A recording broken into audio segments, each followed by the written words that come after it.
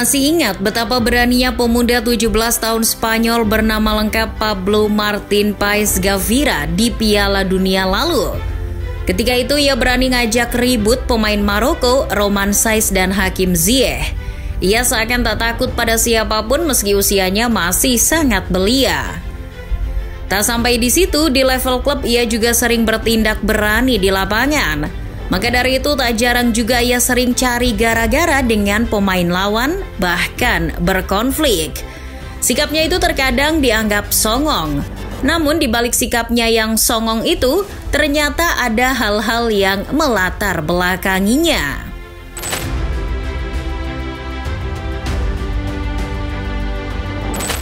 Gaya permainan Gavi yang sering dianggap gerusa-gerusu itu sudah terlihat sejak dini. Pemain asli La Masia itu sudah meniti karir sejak kecil di Catalan. Ia diberi debut oleh Ronald Koeman di Barca Senior, tepatnya musim 2020-2021. Gol debutnya pun lahir di masa Koeman. Ia dicatat sebagai pencetak gol termuda setelah Bojan dan Ansu Fati. Namun barulah di musim lalu ia sudah sering bermain reguler di tim inti Barca. 34 kali ia bermain di semua kompetisi dan hasilnya aneh. Secara statistik menurut FBref, alih-alih banyak nilai positifnya dalam menyerang, ia malah tertinggi nilainya secara bertahan, terlebih dalam hal gangguan kepada lawan dan tackle. Ia tercatat melakukan 2,28 tackle per 90 menit. Adapun dari hal gangguan kepada lawan atau disruption, menurut Smarter Squad tercatat sebanyak 96%. Semua angka itu adalah yang tertinggi di klub musim lalu dibanding semua gelandang Barca. Xavi ketika menanganinya juga heran dan bahkan menyebutnya gelandang multifungsi. Ia juga menyebutnya dewasa melebihi usianya.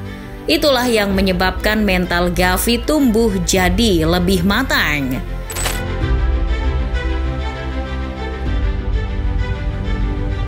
Catatan itu baru musim penuh pertamanya. Kini di usia 18 tahun ia memulai musim penuh keduanya bersama Blaugrana. Ia masih diplot Xavi di pos gelandang serang, namun terkadang juga ditempatkan di penyerang sayap kiri palsu. Menurut Transfermarkt, per Februari 2023 ia sudah 7 kali bermain di penyerang sayap kiri palsu. Dengan posisi itu tentu harusnya Gavi diharapkan lebih produktif dari hal assist maupun golnya. Alih-alih banyak gol dan assist, ia malah meningkat dalam hal atribut bertahannya. Justru di musim inilah ia tercatat sebagai pemain yang paling sering melanggar lawan. Total sudah 49 kali pelanggaran yang ia catatkan di musim ini. Itu adalah angka tertinggi setelah pemain Lens Salim Abdul Samed dan pemain AC Ajaccio Monaim El Idrissi. Berkat beberapa sumbangan pelanggaran dari Gavi, mungkin itu adalah salah satu indikator keberhasilan lini belakang Barca bisa kokoh di musim ini. Barca lebih berhasil melakukan tekanan terhadap lawan dari lini tengah sebelum ke lini belakang. Buktinya, tingkat intensitas pressing Barcelona musim ini meningkat, yaitu 60%, menyaingi Munchen maupun Manchester City menurut Soccerman.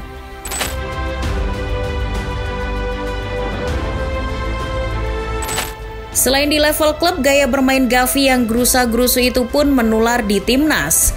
Ia debut di La Furia Roja kala melawan Italia di Nation League.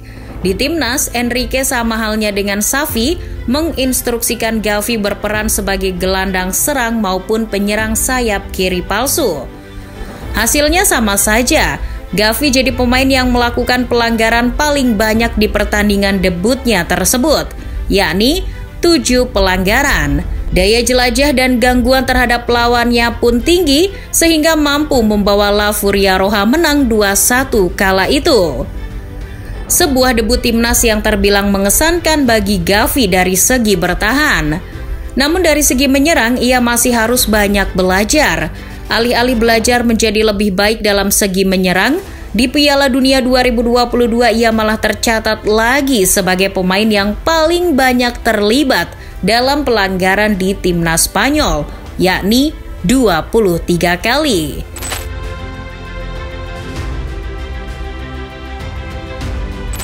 Nah, dari statistik yang menunjukkan bahwa ia selama ini unggul dalam hal tackle, pelanggaran, maupun gangguan terhadap lawan, ada satu yang nampaknya luput dari pengamatan. Dari statistik bertahan yang mentereng itu, ia ternyata lemah dalam melakukan tackle bersihnya. Ia juga sering melakukan pelanggaran yang tidak perlu. Masalah ini berkaitan dengan kontrol emosi. Maklum dia masih belia dengan semangat yang masih menggebu-gebu. Dan semua itu harus segera dievaluasi oleh Xavi. Dari kelemahan Gavi tersebut, maka tak jarang ia mendapatkan hukuman kartu kuning dari wasit. Musim ini saja ia tercatat sudah mengantongi 7 kartu kuning di semua kompetisi. Hal itu buah dari sikap gerusa-gerusu Gavi yang tidak perlu. Buah kartu kuning itu juga berdampak pada tim. Sebagai contoh, ketika Barca terpaksa kehilangannya saat menghadapi Manchester United di leg kedua Europa League akibat akumulasi kartu. Ya, pada akhirnya yang rugi Barcelona itu sendiri.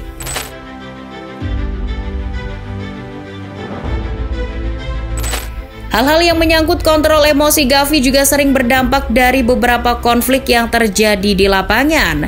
Asal tahu saja, Gavi di usia belia ini sudah berani menentang siapapun lawannya yang tak terima jika dilanggar olehnya. Di level klub, yang terbaru terjadi ketika melawan MU di Camp Nou, di mana ia mencoba bersih tegang dengan Casemiro dan Fred. Bahkan dengan Fred ia saling balas di media sosial. Di La Liga juga teringat ketika ia bersih tegang sampai dicekik oleh pemain Celta Vigo Oscar Hernandez, ataupun ketika ia dijambak rambutnya oleh Dani Ceballos di laga Piala Super Spanyol. Jiwa pemberani Gavi itu juga dialami dengan banyak pemain termasuk bek Inter Bastoni maupun Toni Kroos. Begitu pula di level timnas, tak sedikit ia bersih tegang dengan lawan.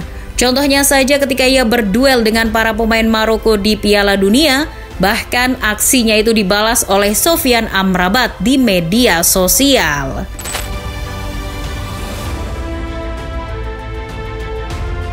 Entah apa yang akan terjadi pada Gavi di masa depan. Yang jelas sebagai gelandang serang, ia harus belajar mengubah gaya bermainnya agar lebih optimal dari segi menyerangnya, baik assist maupun gol.